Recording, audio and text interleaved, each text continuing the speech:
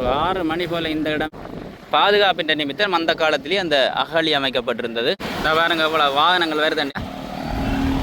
வணக்கம் சொந்தங்களே, இப்போ நான் அங்கே நிற்கிறேன்னு சொன்னால் பின்னுக்கு பாருங்க யாழ்ப்பாணம் அஞ்சல் அலுவலகம் சத்திரச்சந்தி தெரியுது. இதில் இருந்து யாழ்ப்பாணம் கோட்டை வரைக்கும் யாழ்ப்பாணத்தில் எப்படி மாற்றங்கள் இடம்பெற்றுக்கன்னு சொல்லி தான் இதில் காட்ட போகிறேன். கடை தெருவுகள் இந்த இடத்துல இருக்குது. இதில் இருந்து அப்படியே பார்த்தீங்கண்டா முந்தின மாதிரி இல்லை.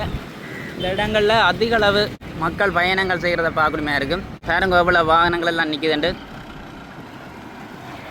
இந்த இடங்களெல்லாம் பாருங்க, இந்த வீதிகள் எல்லாம் போடப்பட்டிருக்கு. இந்த கொங்கிரீட் வீதி போடப்பட்டிருக்கு.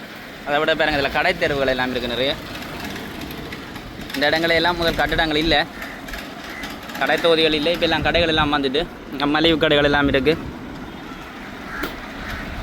இந்த பாருங்க பிபிடி எக்ஸ்பிரஸ், இங்கே சொட்லாஜிக் லைஃப், முன்னுக்கு வாகனங்கள் எல்லாம் வருது. தீவு பகுதிகளில் இருந்து லைன் பஸ் வருது பாருங்க. குறிகட்டுவான் யாழ்ப்பாணம் மரக்கறி கடை தொகுதி. இதில் வந்து பண்ணை மீன் சந்தை. இரவு வந்து இந்த இடத்துல சந்தையை போடுறது. இறைச்சி கடை. இந்த பாருங்க இவ்வளோ வாகனங்கள் வருதுண்டு. இந்த இடங்கள்லாம் எப்படி மாறி இருக்குன்ட்டு பாருங்க.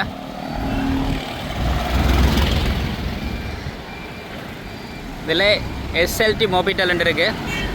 இந்த இடத்தை பற்றி சொல்லணும் அப்படின்னு சொன்னால், இந்த டயலாக் சிம் வந்து பேரிடர் காலத்தில் வேலை செய்யாத நேரத்தில் இந்த எஸ்எல்டி மொபைல்ஸில் தான் வந்து அதிகளவு மக்கள் வந்து கூடி நின்று அந்த புதிய சிம்களை பெற்றுக்கொண்டதை பார்க்கணுமே இருந்தது. இந்த பாருங்கள் அதில் எல்லாம் கோட்டை பகுதிக்கு வந்து எல்லக்கல் நட்டிருக்கணும் பாருங்கள். இந்த பறிச்சிருக்கணும். சிறிய வியாபாரிகள் எல்லாம் மாங்காய்கள் எல்லாம் வச்சு விற்று கொண்டிக்கணும். ஆட்டோக்கள் வாகனங்கள் எல்லாமே போய்கொண்டிருக்கு பாருங்கள். இந்த இப்படி வண்டிகள் எல்லாம் முந்தி இல்லை. இப்படி அழகாக இருக்குன்னு பாருங்கள். பண்ணை சுற்றுவட்டம்.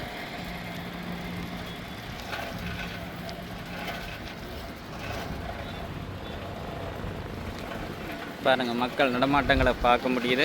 இதுதான் பண்ணை பீச். கடைகள் எல்லாம் இருக்குது பாருங்கள். இந்த இடங்களில் நிறைய பேர் வந்து மாலை நேரங்களில் இலைப்பாடுறதை பார்க்கணும். இந்த மோட்டர் பைக்கெல்லாம் பாருங்க எல்லாம் நிறுத்தி போட்டு வந்து நிற்கி நம்ம என்ஜாய் பண்ணுறதுக்கு.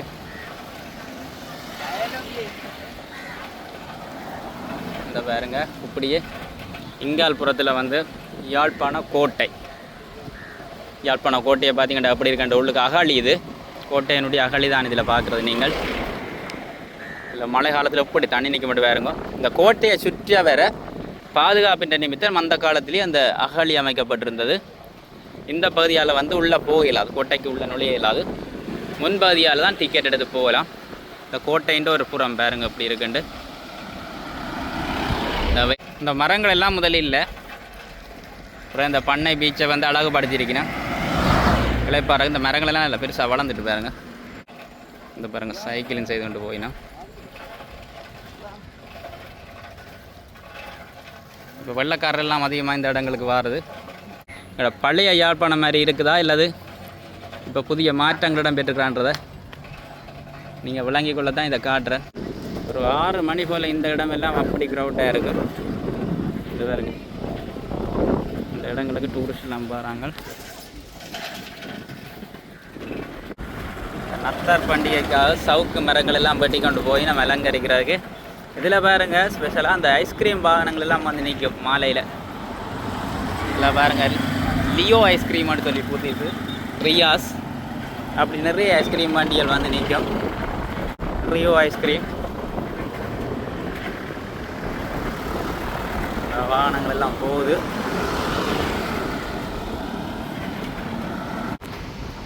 இதில் பார்த்தீங்கன்னு சொன்னால் கோட்டையினுடைய முன்பகுதி. இதில் ஒரு ஆலயம் ஒன்று இருக்குது பாருங்கள். இந்த பாருங்க எவ்வளோ சுற்றுலா பயணிகள் எல்லாம் பெரியணும்னு சொல்லி யாழ்ப்பாண கோட்டையை பார்க்குறதுக்கு வாகனங்கள் தான் நிற்கிது. ஓகே, இதோட இந்த வீடியோ நிறைய உண்டு. இதே மாதிரி நிறைய வ்ளாக் காட்சிகளெல்லாம் காண்பிப்பேன். இப்போ வெளிநாட்டில் இருக்கிற எங்களோட உறவுகளுக்கு வந்து இப்போ எப்படி யாழ்ப்பாணத்தில் எப்படி மாற்றங்கள் இருக்குது, என்ன மாதிரி இருக்குன்னு சொல்லி பார்க்குறதுக்கு விருப்பமாக இருக்கும். அதுக்காக தான் இந்த காட்சி. தொடர்ந்தும் அடுத்த வீடியோவில் சந்திக்கலாம்.